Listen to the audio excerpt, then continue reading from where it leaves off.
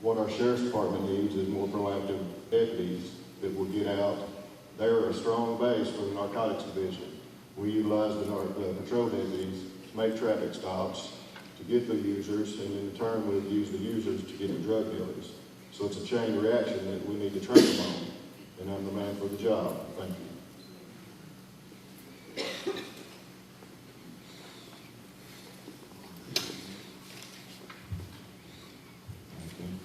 What can the Sheriff's Department do to lower our ranking as being one of the counties known for meth production? Well, I go back to what I said earlier. It's not necessarily the Sheriff's Department's only problem. It's every city in Saline County's problem. With help from the community, with anonymous tip lines, or us sending deputies to regular neighborhood watch meetings, it's being informed by you. That's what's going to help us fight this drug problem. And it's going to be combining with the other departments that are in Saline County and grouping with them and making a narcotics unit that will work. Again, we can't do it with 1 to 2 deputies. No one can. It's going to take a combined effort of every department in Saline County. Until we do that, we'll be right where we're at, number 1. All right, question number 7. We'll go to Mr. Detherer. He'll be our first person to answer.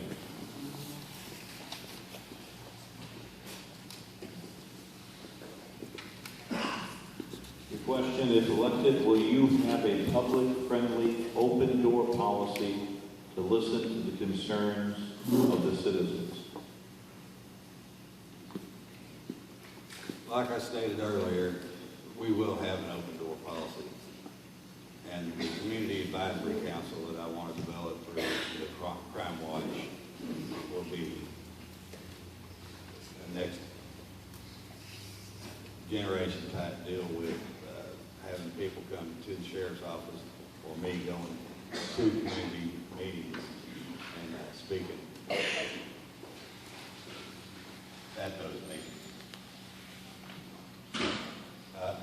I know y'all probably getting tired of me hearing saying community involvement, but that's what we need to do, community involvement.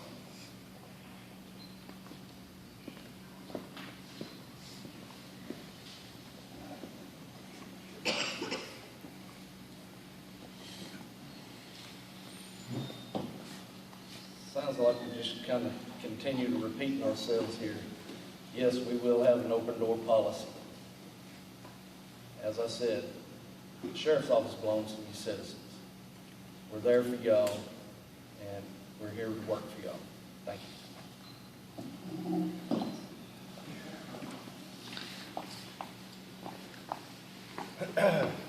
Yeah, I'll definitely have an open door. So if you have had a problem in the past and people not solving the problem, come to me.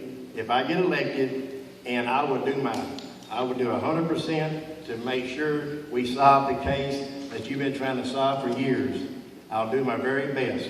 But I have to have the physical evidence to do the job. So if you'll bring it to me, if I get elected, I will definitely do 100% to try to get it solved. I'll put enough people on it to get it solved. I promise you that.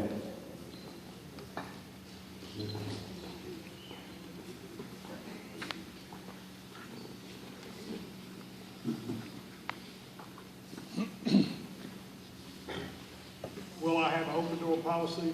Yes, just as I did prior. There's people out here in East End, such as Mr. Robert Haynes, that would call me on a Saturday evening or a Sunday morning with a problem, and we would get it taken care of. People would come in off the streets needing to see the sheriff. I was always available. Some of the times you didn't want to be, I'll be honest, because there were some times that, you just really didn't want to talk to somebody about a problem. I always did. I always tell people when they would come in, I'm going to give you the honest, correct answer. It may not be the one you want to hear, but it's going to be the right one. So yes, there will definitely be an open door policy, and I would encourage anybody who needed to see the sheriff, just come down, ask to see the sheriff, and be seen. Thank you. Not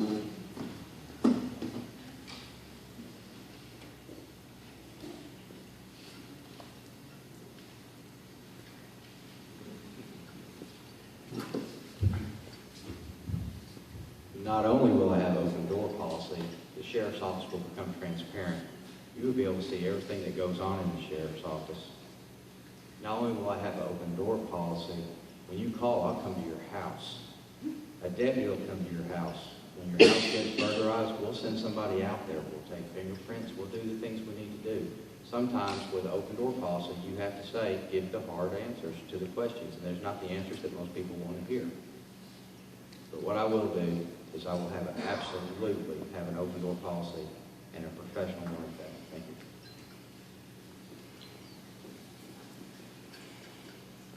you. Mr. Haynes took the words out of my mouth. I was going to throw in open door policy along with transparency, but he beat me to it. My intentions will be also to bring back the community-oriented policing so we can go to you with the problems. All of our deputies are equipped with a cell phone. There's no need for us to wait for you to come to us. We can come out and address the problem at your own home. So there will be an open door policy and transparency.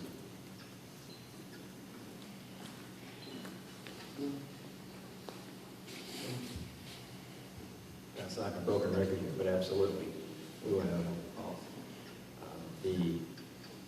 Some issues people don't want to come down to the sheriff's office because they don't want to be seen or don't want to be known as a troublemaker or don't want to be criticized by the deputy. So one of the things that I would do is if you've got a complaint, if you want to come down and fill out a complaint form, that's fine. If you don't, then we'll come to your house and I'll send someone to get it filled out. We're not going to turn anyone away. Everything's going to be open, and when it gets concluded, we will get a letter showing that it's concluded. Won't be anything getting hidden.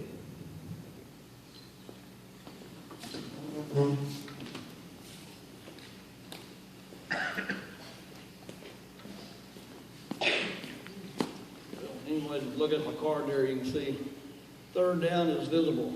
There you go. Very, very visible. You probably, when you call me, I'm going to tell you I'm already out here in the East End anyway, so I'll be dropping by your house. I'll be talking to everybody. I'll be driving around. You'll see me probably more than you will see a deputy car.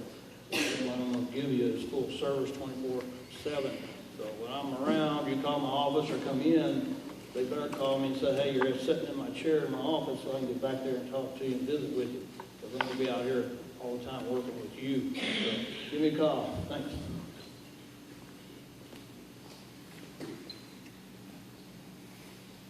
All right, question number 8, we'll start with Mr. Dodson. Mr. Dodson, as sheriff, would you be willing to allow outside agencies such as local churches and 12-step recovery programs to offer meetings or counseling to county inmates? Absolutely. These guys need rehabilitation as much as anyone. They're not in there because they're good guys. Yes, I believe currently we have chaplains coming in on a regular basis and meeting with our inmates. Those things will continue. They need these things. We need to keep prayer. We need to keep, I'm a very religious guy. So, yes, that will be good.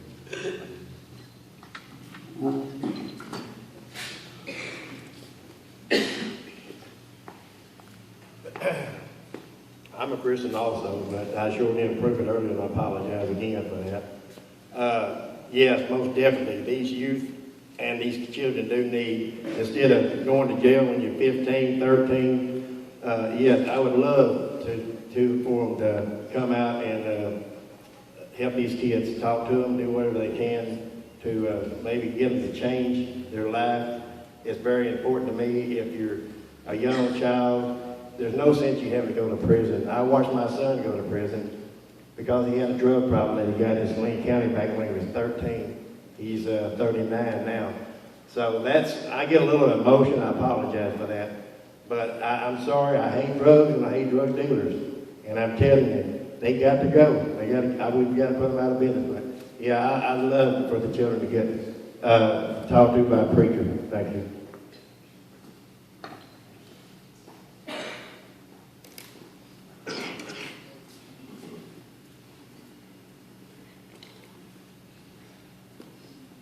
would I be open to having different organizations come in and counsel with the inmates? Definitely.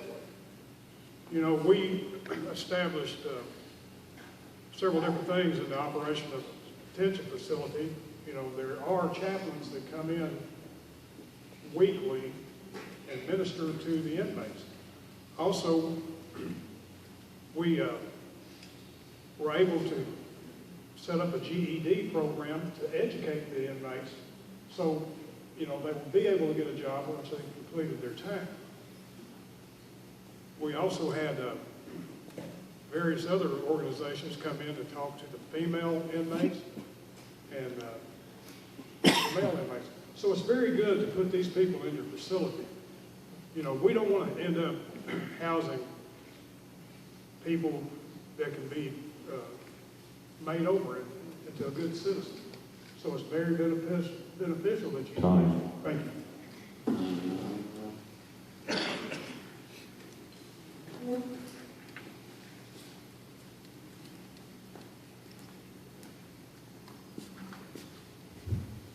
Absolutely, yes. Why would you say no to anyone coming in there to give God's word to these people? That's what they need. But in reality, what they need is the uplifting of that and other programs, the GED program. That's what we do at Pulaski County too. We have a multitude of different services to try to get these people to make that turn. A lot of people in the jail system, they made a wrong turn, or they've made a mistake, and then they got a warrant on them, and they didn't go pay their fine, and they didn't do the things they need to, and it's just evolved and evolved and evolved. A lot of times because they don't have the money, because they don't have the education, and they don't have the faith. And so if you can put volunteers in there who will come and do it for free, and there's churches out there, and there's teachers out there volunteering their time to do it, you're absolutely crazy not to put them in there, and I'll be supportive of that 100%.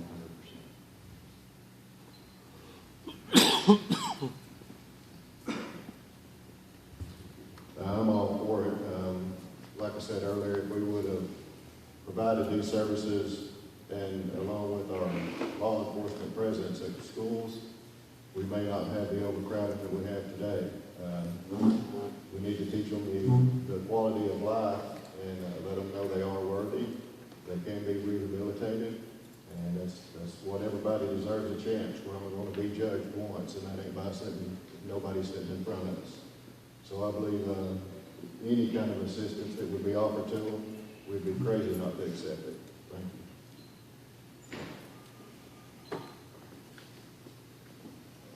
you. I'll make this short and brief. Any program that reduces the rate of reoffenders is necessary. It should be employed at the sheriff's office. Thank you.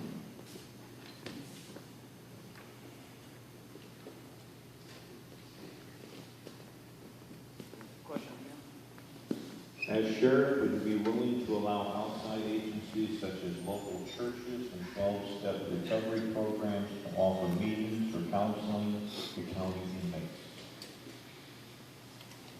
County inmates, as you know, some are very religious, some are not. So you bring in a preacher or a minister or anybody, some wants that type of religion, some don't. So yes, I would say bring them in if they want to come in and preach the gospel. I believe in God. I believe in God and faith. I believe that we should all believe in that. And sure, I would have them come in. We would test the system. If it works fine. If it don't, then we'll drop it off. But I've been around to every church here talking to the ministers. They're all interested in all the programs, just like your crime watch, no different. Bring them in, test it out, see if it works.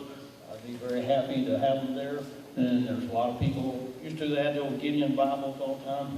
They bring to all the places. And maybe bring something else back to them differently. I'm sure preachers have ideals their own self that they would like to bring into the jail itself or the sheriff department.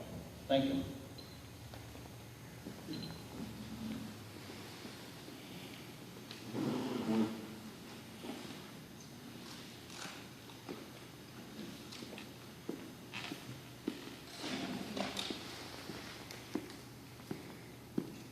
I would absolutely invite organizations like AA and NA to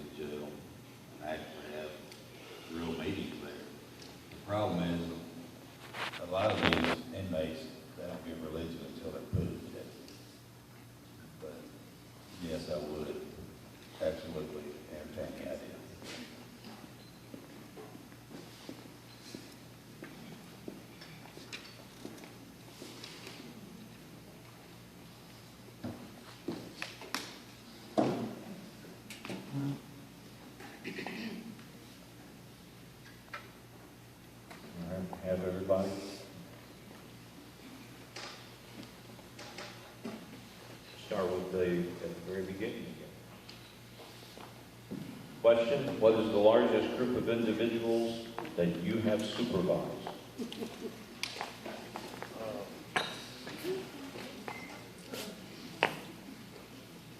I'm gonna say probably around 40.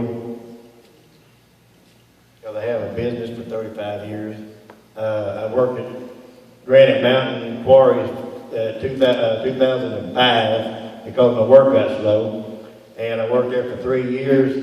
And Roy Baker is the superintendent, so if you want to go talk to him and see what kind of work I did for him, because I can transition. Go talk to him and see if I can do the job that I'm seeking for. Thank you.